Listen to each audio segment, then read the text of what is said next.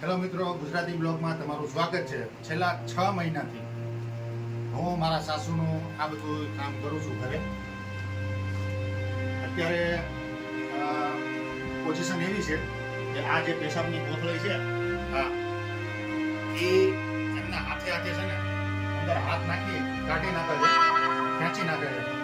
એટલે ઘડીએ ઓલા હોસ્પિટલમાંથી માણસ આવે તો એનો ચાર્જ 800 થી 900 રૂપિયા ચાર્જ થાય. તો આ કામ મને આવડે છે, તો આ કામ હું ઘરે કરું છું. આ 6 મહિના થવા આવ્યા. 6 મહિનાથી હું કરું છું.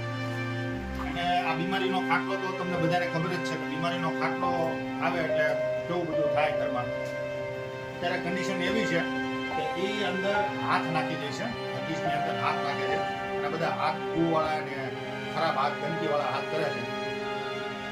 હવે એના હું માનસિકતા હોય કે હું હોય કે ખબર નથી પડતી.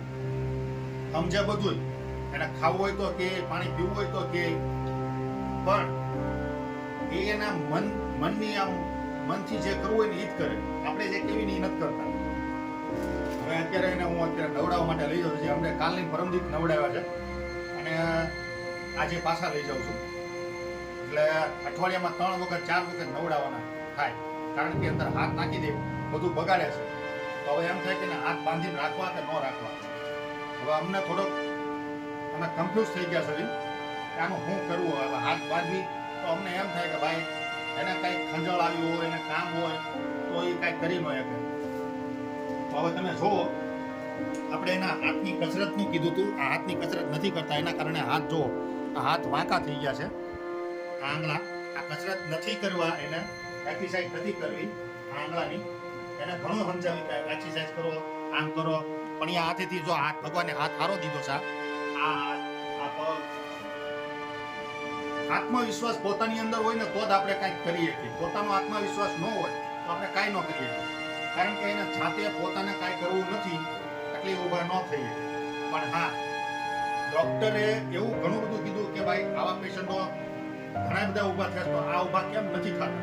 મેં કીધું સાહેબ, કસરત તમે જે કીધી કસરત કરાવું છું, કસરત તમે શીખવાડી, બધી કસરત પણ કરાવું છું.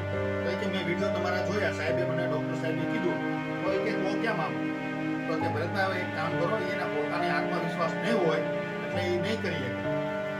તો હું સમજાવીને થાકી ગયો, પણ એ પોતે કાંઈ નથી કરતા. હા, એને પોતાને કાંઈ કરવું હોય તો એ બધું કરશે, પણ આપણે એમ કીધું કે હાથમાં કસરત કરો, હાથની મૂવમેન્ટ આમ કરો, તો નહીં કરે, નથી કરતા. તો હવે આ અત્યારે એવી કન્ડિશન છે, હું આને વધારે કંઈ કહી નથી શકતો. તો મિત્રો, આ વિડીયો તમને સારો લાગે તો લાઈક કરજો, શેર કરજો, સબસ્ક્રાઇબ કરજો.